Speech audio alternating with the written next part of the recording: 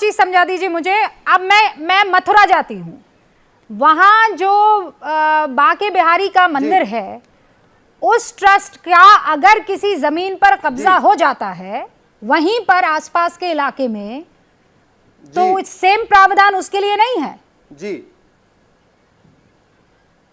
नहीं, उसका विवाद मथुरा की कोर्ट में चलेगा, मैं यही तो कह रहा हूं। अच्छा, केवल वक्फ का मामला लखनऊ चलेगा, बाकी सबका मेरठ मुजफ्फरनगर चलेगा, सबका आगरा में चलेगा या नोएडा में ही चलेगा। केवल और केवल आपको कहता रहा हूं, अगर आपके स्टूडियो को वक्फ एक नोटिस भेज दे कि एबीपी का स्टूडियो वक्फ की प्रॉपर्टी पे बना हुआ है, आप वहीं बगल में नोएडा की कोर्ट जो 10 किलोमीटर दूर, आप वहां नहीं जा सकती, आपको जाना पड़ेगा उस ट्रिब्यूनल के सामने जिसने आपको नोटिस भेजा हुआ है। तो वही दरोगा, वही चोर, वही जज। तो वो जो शोएब जामाई कह रहे हैं कि इस ट्रिब्यूनल में तो प्रशासनिक अधिकारी होते हैं, उसमें गैर मुस्लिम भी हो सकते हैं, राज्य की सरकार किस दल की है उस पर भी हालांकि निर्भर करता है कि ट्रिब्यूनल में कौन लोग होंगे। संभव है कि ट्रिब्यूनल में सभी के सभी मुस्लिम हो जाए, लेकिन नॉन मुस्लिम भी तो हो सकते हैं, होंगे मेरे ख्याल से। अरे मैं आपको कानून दिखाता हूं, एक मिनट, कानून उठा के देख लीजिए, अधिकारी कोई भी हो सकता है, सेक्शन 440 देख लीजिए, अधिकारी कोई भी हो सकता है। अच्छा सवाल है, अच्छा सवाल, मैं आपको जवाब देता हूं। हाँ। वक्फ, पहली बात तो आप हिंदू इंडाउमेंट से तुलना नहीं कर सकते, क्योंकि हिंदू इंडाउमेंट के पास किसी की जमीन पे नोटिस भेजने का अधिकार नहीं है, इसलिए आप हिंदू इंडाउमेंट को वक्फ से तुलना मत करिए। दूसरा, उसका कॉम्बिनेशन ट्रैफिक चलेगा। अरे सुनिए, कॉम्बिनेशन क्या है उसमें? तो एडवोकेट जो काउंसिल है, उसका बोर्ड है, वक्फ बोर्ड में एक एमएलए होगा मुस्लिम होगा, एक सांसद होगा मुस्लिम होगा, काउंटर तो करने दीजिए हमें, मुस्लिम होगा, एक उसमें टाउन प्लानर होगा मुस्लिम होगा, एक आईएएस होगा मुस्लिम होगा, एक स्कॉलर होगा मुस्लिम होगा, और एक मुतवल्ली होगा। ये वक्फ बोर्ड का कॉम्बिनेशन है। अब इसका काउंटर दीजिए, बोर्ड के कॉम्बिनेशन जो आपको बताया उसके सामने में इसका काउंटर दीजिए आप। देखिए, एक बात है, अश्विनी उपाध्याय जी जितनी तेजी से हर मुसलमानों के इश्यूज पर जो है सुप्रीम कोर्ट में अर्जी लगाते हैं, मुझे तो डर है कि कल को ये बिरयानी, पाए और मुशायरों और शेरवानी पर भी सुप्रीम कोर्ट में अर्जी लगा देंगे। लेकिन बहरहाल इनकी एक बात इन्होंने कहा कि भाई यूनिफॉर्मिटी होनी चाहिए और सबका समान अधिकार मिलना चाहिए। आप ये बताइए, यूनिफॉर्मिटी, सुनिए आपके काम की बात कर रहा हूं, यूनिफॉर्मिटी और सेमनेस का समझते हैं आप? यूनिफॉर्मिटी और सेमनेस में बहुत फर्क है। यूनिफॉर्मिटी हो सकती है लेकिन सेमनेस नहीं हो सकता। जो वक्फ की प्रॉपर्टी जिन्होंने वक्फ किया है, वक्फ बाय यूजर या वक्फ बाय डीड, वो उस प्रॉपर्टी का इस्तेमाल सिर्फ मुस्लिम कम्युनिटी के लिए, वेलफेयर के लिए होगा, वो पब्लिक प्रॉपर्टी नहीं होगी। तो वहां यूनिफॉर्मिटी आप कैसे लाएंगे? वहां पर्सनल लॉज लागू होंगे जो संविधान का हिस्सा है। आप इस बात को क्यों नहीं समझते कि systematic dismantling of the Muslim institution?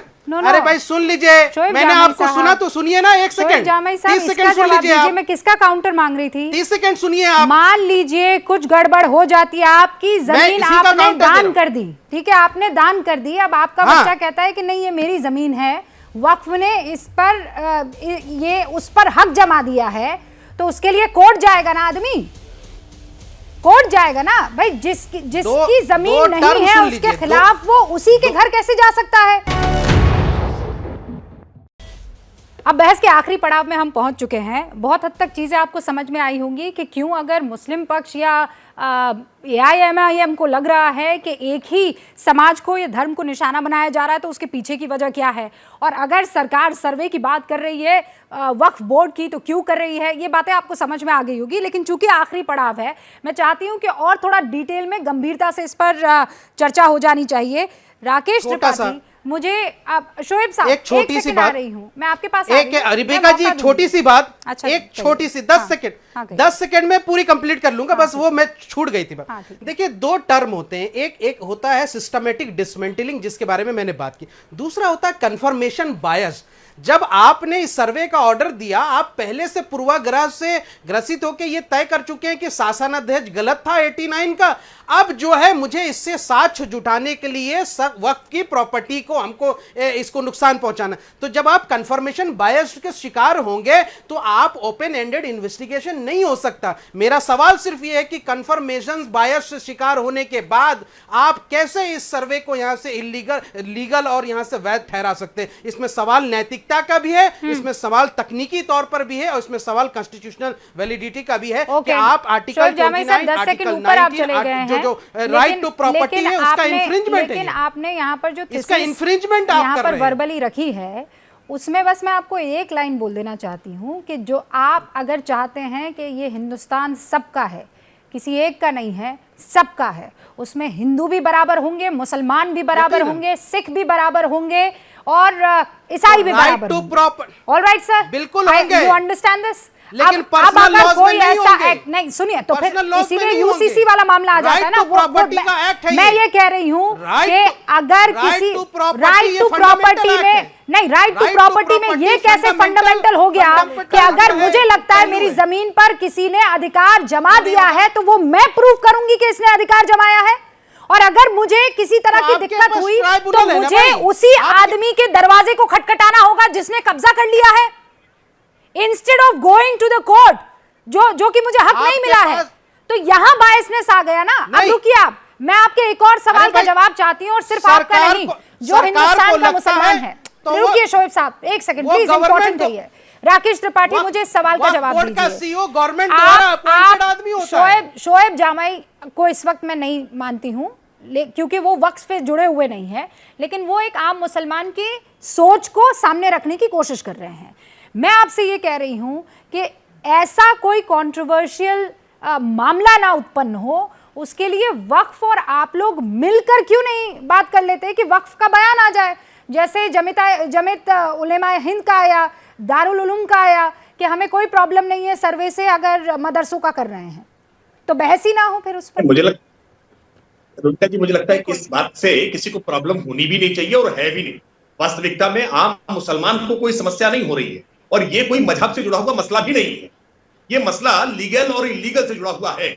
वो संपत्ति जो सार्वजनिक संपत्ति है, जिसको गलत तरीके से एक तुष्टीकरण के शासनादेश से वक्फ संपत्ति घोषित करने का काम किया गया था, इस इलीगल शासनादेश को हमने समाप्त करने का काम किया है। समाप्त करने का कैसे काम? संपत्तियां मुझे ये हैं, बताइए, उसमें- सर्वे के माने क्या है? सर्वे हो गया फिर नहीं, सर्वे मैं इसको स्पष्ट कर दे रहा हूं कि 8 अगस्त को जो हमने उस शासनादेश को समाप्त किया है, जो 7 अप्रैल 1989 का शासनादेश था, जो गलत तरीके से जारी किया गया था, उसको समाप्त करने के बाद जहां जहां पर भी इसको ही कंफर्मेशन बायस्ड गलत कहते तरीके हैं। से गई थी, यही है कंफर्मेशन अरे बायस। वो तो आप पर लागू होता है confirmation, bias। से ग्रसित, समझ रहे हैं आप? नहीं समझ रहे, कोई नहीं समझ रहा। प्रभु एक सेकंड रुकिए ना।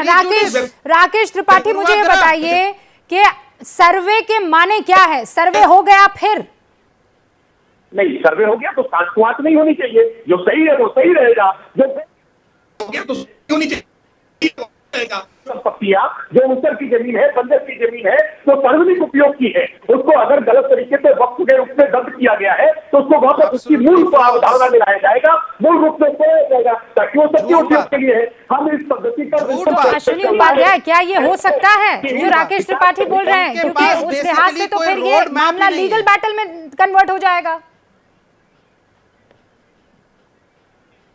नहीं, इनके पास मैं तो कोई कह रोड रहा हूं मैप ही ना, नहीं है। रहेगा इन्होंने बांस में बजेगी सिस्टमैटिक बांसुरी। तरीके से एक स्टेप नहीं शोएब बता जामाई, पाए आपका क्या नाम उनके प्रोसेस सवाल नाम केवल अश्विनी इतना उपाध्याय है, है। मुद्दा उठा सवाल दिया पूछ है। के उसका जवाब लेने Just दीजिए for ना, the आपके काम का appeasement of सवाल है voters। ना, रुक जाइए ना। जस्ट फॉर द मुझे म्यूट नहीं करना है आपको। एक मुद्दा उछाल दिया मैं है म्यूट नहीं और करना आपको चाह पता रही है हूँ कि इससे आपको। फायदा हो अब जाएगा। इसलिए रुक ये तो जाइए, मुझे लेने दीजिए रुबिका जी, उनका बयान। रुबिका जी। रुकिए अश्विनी उपाध्याय।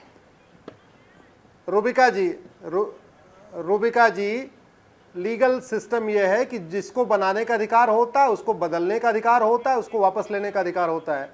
वो एक एग्जीक्यूटिव ऑर्डर है, तो एग्जीक्यूटिव ऑर्डर को एग्जीक्यूटिव ऑर्डर से वापस लिया जा सकता है। इसमें कोई दिक्कत नहीं, इसमें कोई लीगल बैटल नहीं है। ठीक है। और मैं फिर से रिपीट कर रहा हूं, इस देश में आप गरीबों को 700 किलोमीटर दूर 800 किलोमीटर दूर चलने के लिए मजबूर मत करिए। देवबंद का विवाद लखनऊ क्यों जाए, शामली का विवाद लखनऊ क्यों जाए, मुजफ्फरनगर मेरठ का विवाद लखनऊ क्यों जाए? और इस देश में अगर सब समान है, सबके लिए कोर्ट है, तो केवल एक कम्युनिटी के लिए बोर्ड क्यों? तो डिस्ट्रिक्ट वाइज एक कम्युनिटी के लिए बना बोर्ड, दीजिए। सवाल केवल ये बनता है, वाइज ट्रिब्यूनल बना दिया जाए। ये सेकुलरिज्म के खिलाफ है। ट्रिब्यूनल क्यों डिसाइड करेगा? ट्रिब्यूनल क्यों डिसाइड करेगा? कोर्ट क्यों नहीं डिसाइड करेगा? ये तो सवाल है, इसका जवाब तो देना पड़ेगा। जैसे ही घड़ी का काटा दोपहर 2:30 पे आए, बबीता जी का दिल सास बहू साजिश के लिए मचल जाए। और ये है इनकी बहू, पूरे दिन ऑफिस की टेंशन हो जाए गॉन जब ये करें अपना फेवरेट शो फ्री टाइम पे ऑन। इनकी तरह आप भी देखें अपना फेवरेट शो अपने टाइम पर और डाउनलोड कीजिए एबीपी लाइव ऐप अपने स्मार्ट टीवी पर।